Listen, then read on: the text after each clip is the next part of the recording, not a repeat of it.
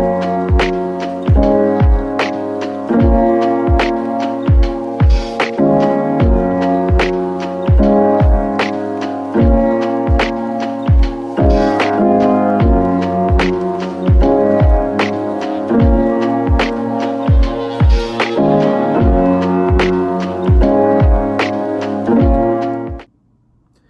everybody and welcome to the display base. Today we're going to be taking a look at the Hero Killer Stain from My Hero Academia by McFarlane Toys. Take a look at the box here. You got the My Hero Academia logo, Stain with a product shot, same thing over here,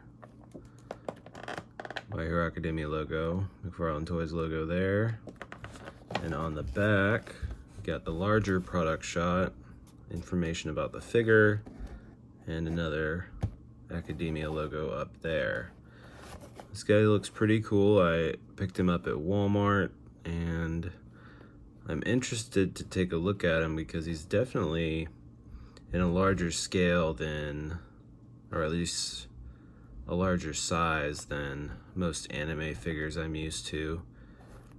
But just from seeing it outside the box, it works for the art style and definitely for this character specifically.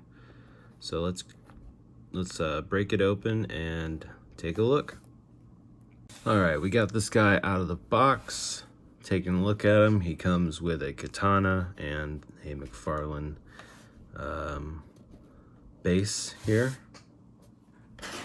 You know, the ones that come with all the McFarlane figures with the Academia logo right there. Looks alright. Here's the katana here that he comes with. It's got a good texture of having been used quite a lot here. It's all black. Not really a whole lot of detail as far as the color or the paint goes. But it looks alright. It's definitely a little flimsy. And not quite. You can see it's a little bent there, but it looks all right. You got the handle here. It's got a good red color on it on the wrap, and then at the end you can see there's a loop there, and then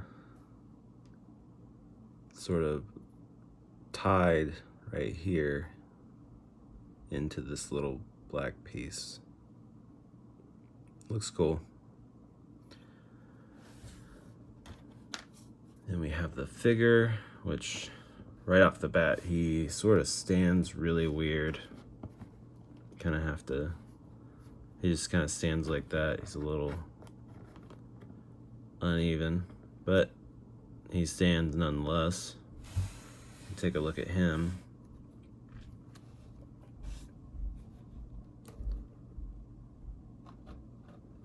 Just move this over a little bit.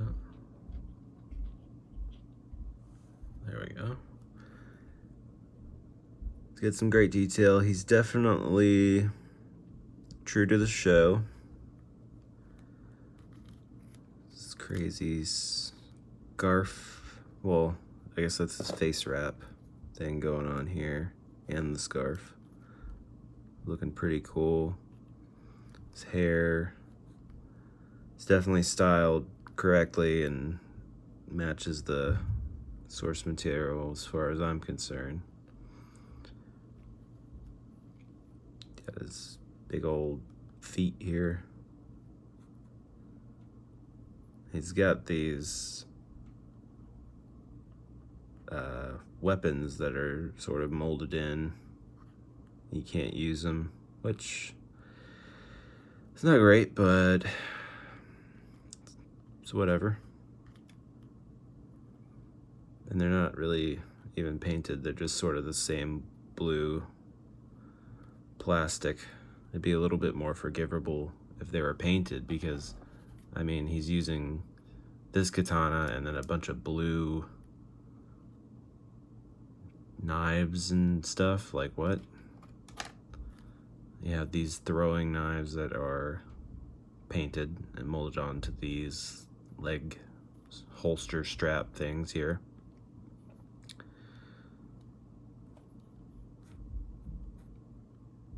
For all the detail, looks all right, just on first glance.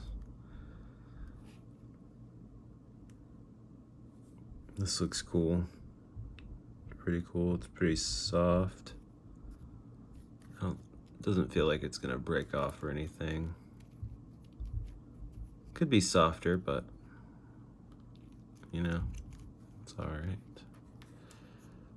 And he does have that sort of McFarlane soft plastic right here, if you know what I'm talking about.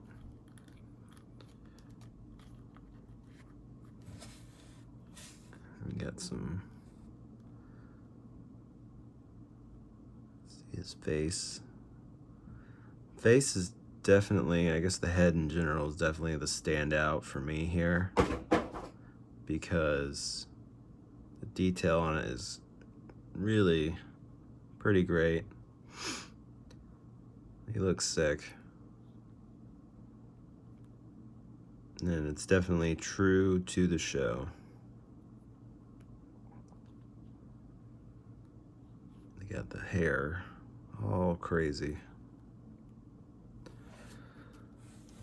So let's look at him holding this sword.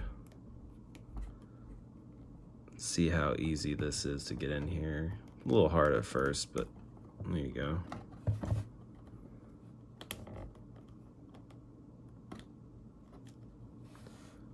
There he is holding the sword. Just get it out of there. Put it right over here.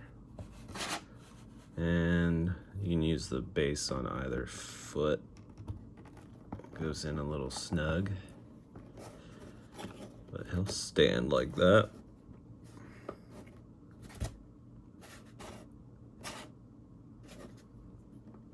He stands pretty good on the base. He's not gonna fall over.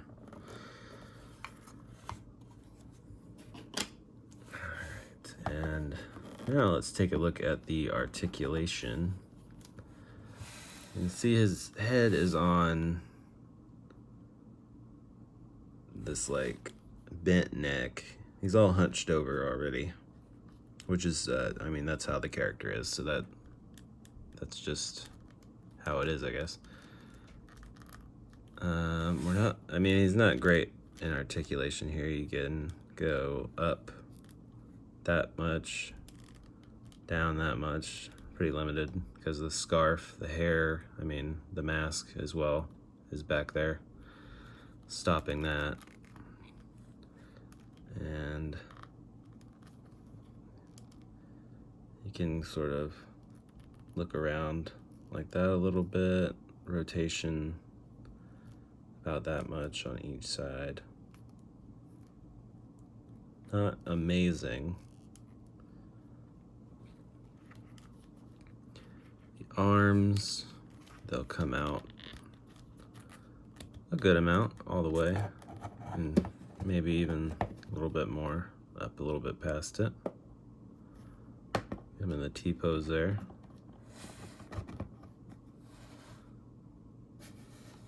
Looking good. He has rotation at the shoulder, and then there's a bicep rotation as well. He's double jointed arms, which come super far up. That looks great. Great articulation there. His hands will go, it looks like his hands, let's see here. It's not looking great for the hands. So his hand rotates around on the ball joint, so you can get it like this and go in and out, in and out. or you can get it like this and go up and down. However, his arm bands, I guess you would call these, stop it pretty much entirely from moving anywhere, so that's not great. Let's check it out over here, see if it's the same.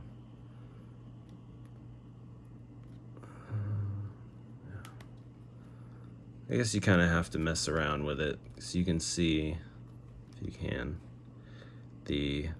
it's got more room this way than it does going like this way, I guess.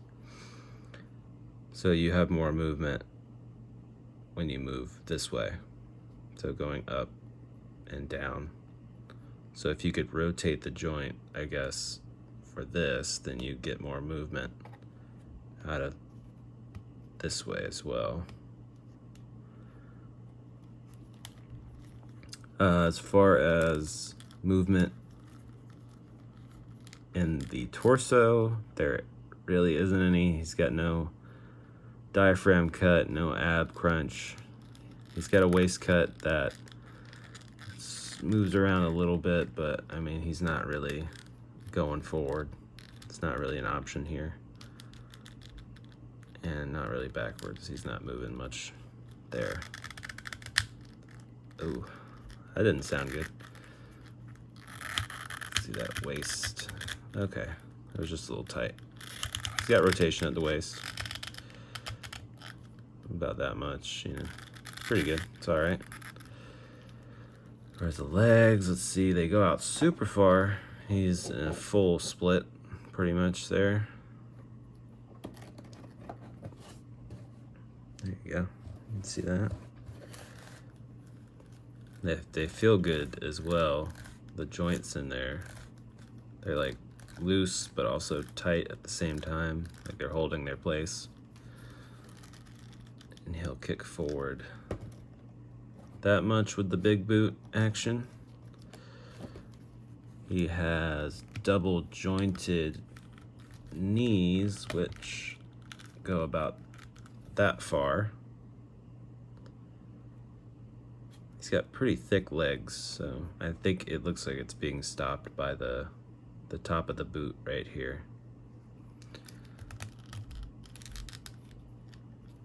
We've got no thigh cut on him, as is so with most McFarlane figures. No calf rotation. The feet will rotate, they will go up, and they will go down. And then I want to say that there's, let's see here, there's like a rocker, kind of, depending on how you turn the foot. I'm not sure.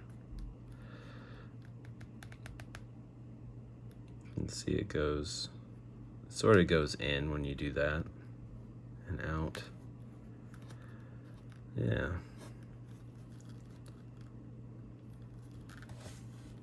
So overall, we're looking pretty okay with this figure. I mean, sort of the standard or your average for McFarlane, you know, you get a pretty good looking figure. There's definitely the drawbacks that exist with it. The articulation is pretty limited. I like the articulation on the arms. That's really great, which is good because he comes with the sword. It looks good, looks sick, definitely like he's supposed to, but just the articulation's not there. These weapons, not being able to take them out is not great. And yeah, the movement's very limited. Oh, he's got toe articulation, but it's, I mean, it's like not even really there.